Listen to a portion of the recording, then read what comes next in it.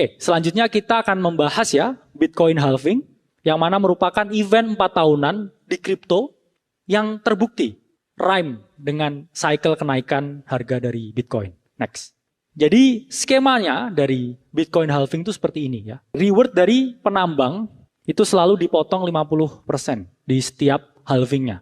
Yang mana ini menyebabkan deflasi dan terjadi supply shock karena Bitcoin ini jumlahnya maksimal hanya 21 juta. Tapi yang ada di pasar itu semakin sedikit. Setiap 4 tahun semakin sedikit. Sehingga otomatis secara hukum ekonomi ini akan meningkatkan permintaan sehingga meningkatkan harga dari Bitcoin. Next. Ini chart ya dari Yasir 2023 bahwa awalnya ya Satoshi Nakamoto itu ketika menambang Bitcoin ya blok pertama itu rewardnya ya 50 Bitcoin. Kemudian setiap halving jadi 25 ya. Kemudian jadi 12,5. Jadi 6,25. Yang mana ini akan berhenti di tahun 2140. Lalu pertanyaannya apakah yang nambang-nambang ini di tahun 2140 nggak bisa cuan lagi ya? Jawabannya bisa karena mereka menjadi validator dari transaksi Bitcoin. Malah bisa jadi lebih kaya ketika semua negara itu udah melek ya dengan Bitcoin. Sehingga Bitcoin ini menjadi salah satu aset yang berharga di dunia. Sehingga para penambang ini juga tetap akan memperoleh keuntungan ya. Jadi validator transaksi dari Bitcoin itu sendiri. Next. Karena halving ini kan kaitan erat ya dengan miner ya. Gimana keadaan on-chain di miner saat ini?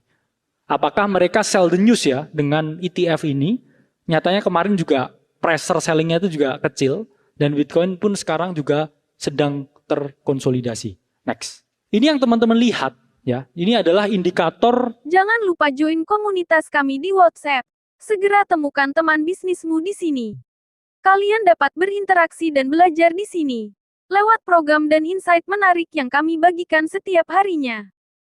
Miner supply flow to exchange. Ini adalah indikator yang utama untuk menandai mulainya bull market dan juga mulainya bear market. Kalau teman-teman lihat di sini ya, ketika miner ini ya quotes on quote sudah mulai memasukkan barang ke exchange, ini tandanya market Bitcoin itu akan jatuh.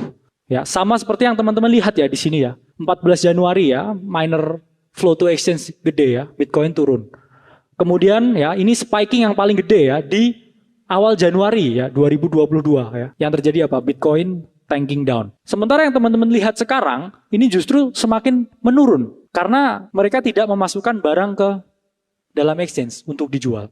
Sehingga nafas kita masih panjang ya, karena para miner ini jelas memiliki banyak sekali persediaan Bitcoin yang siap dilepas di pasar dan sampai sekarang ini masih sedikit dari miner yang masuk ke exchange.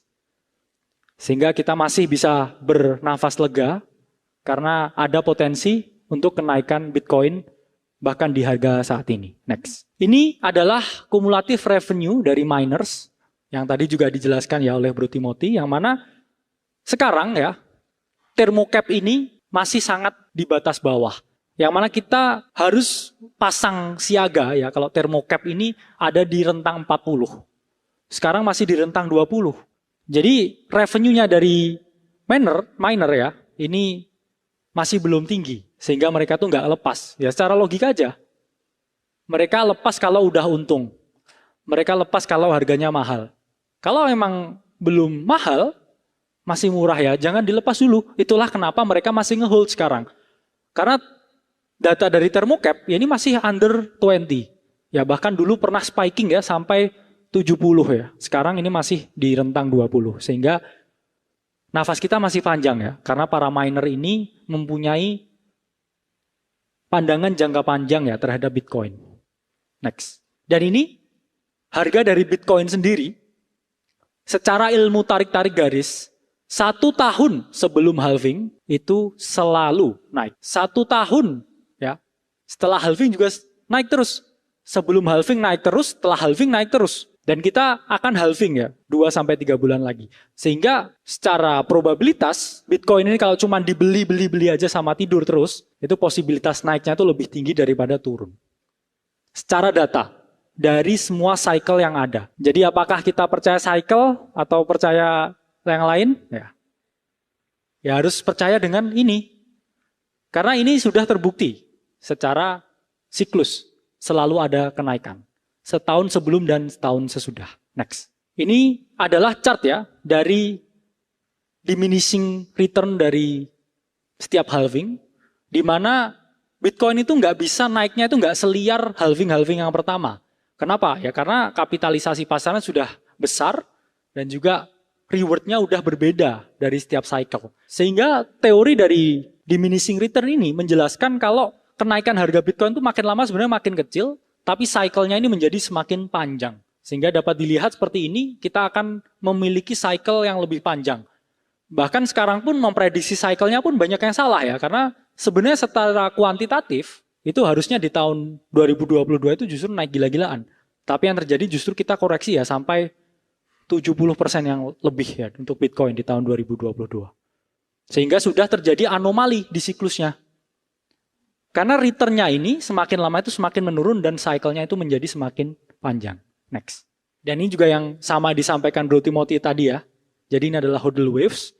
Jadi orang yang udah pegang barang ya, yang paling gede ya, 10% orang yang punya Bitcoin yang banyak ini mereka justru udah sampai 10 tahun ini nggak aktif ya alamatnya. Karena mereka tidak berspekulasi jangka pendek. Sementara yang bawah ini ya para spekulan yang setiap hari keluar, masuk, keluar, masuk, keluar, masuk. Sehingga kamu mau lebih percaya mana? Orang yang punya uang Bitcoin lebih banyak atau cuman dengerin informasi dari sosmed? Jual beli, habis itu nge-short, rugi, habis itu bingung. Ya mending dibuat beli Bitcoin terus kamu tunggu. Kamu split entry-nya ya, seperti borong Bitcoin itu langkah yang bijak ya. Itu adalah metode mean reversion namanya. Karena nggak ada satu orang pun di dunia ini yang bisa timing marketnya itu kapan bottom, kapan koreksi, kapan top. Sehingga secara kumulatif dalam jangka panjang ini selalu naik. Berarti langkah yang paling benar yaitu adalah selalu beli. Di harga berapapun. Bahkan teman-teman, ya ketika tarik garis dari harga all time high-nya di tahun 2021 akhir, tarik garis ya, sampai 2022 akhir ya, ketika turun itu, beli 1 juta setiap minggu, itu kamu bukannya minus 80% ya, tapi kamu malah plus 7%.